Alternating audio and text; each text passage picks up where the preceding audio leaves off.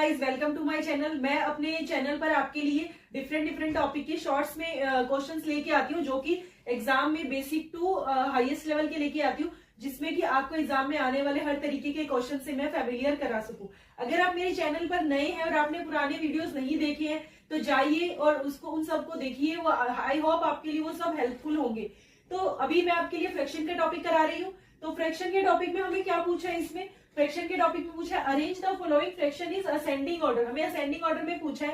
तो इसके अंदर क्या होता है, असेंडिंग ऑर्डर क्या होता है, बढ़ते से घटता हुआ क्रम होता है। और दूसरी चीज, फ्रैक्शन अगर हमें ये नॉमिनेटर और डिनोमिनेटर अगर सेम दिए, अगर इन दोनों में से कुछ अगर सेम होता तो क्या तरीके से करना था वो मैं आपको पहले बता चुकी हूँ। उसके अलावा जो तरीका है वो होता है एलसीएम का, सबसे इजी होता है। फिर भी अगर आपको एलसीएम लेना नहीं आता है, एलसीएम क्या होता है, इन तीनों में जो कॉमन वैल्यू होगी वो हमारी एलसीएम मल्टीप्लाई करके जो वैल्यू आती है वो हमारा एलसीएम आता है। फिर भी अगर आपको एलसीएम लेना नहीं आता है तो इसको आसानी से कैसे सॉल्व करेंगे, आइए वो देखते हैं। आप क्या कीजिए, जैसे 4/5 है तो 4 में 5 को छोड़ के बाकी दो डिजिट्स का इसमें मल्टीप्लाई कर दीजिए, तो 5 और 15 हो गया। अब 6 के अंदर अपॉन में 7 है तो 5 और 15 का मल्टीप्लाई कर दो इसमें, और जो 2 है उसमें 5 और 7 का मल्टीप्लाई कर दो।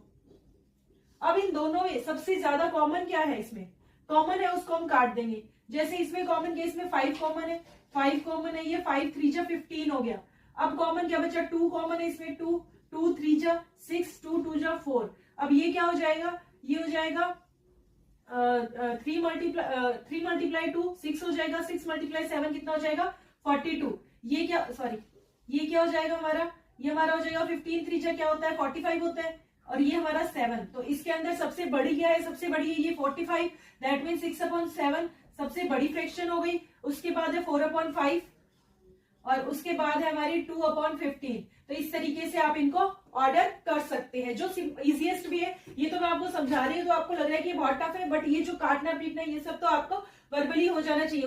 उसके लिए सबसे ज्यादा जरूरी है जो मैंने स्टार्टिंग में आपको मल्टीप्लीकेशन की ट्रिक और जो भी छोटी मोटी मैंने आपको ट्रिक सिखाई है वो सब बहुत बेनिफिशियल रहेंगी। अगर आपने अब तक उनकी प्रैक्टिस नहीं की है तो जाइए उन शॉर्ट्स को देखिए और उनकी आप प्रैक्टिस कीजिए, ताकि आपकी ये कैलकुलेशन बहुत आसान हो जाए और आप बहुत इजीली विद इन सेकंड आप इन क्वेश्चंस को आंसर कर पाए।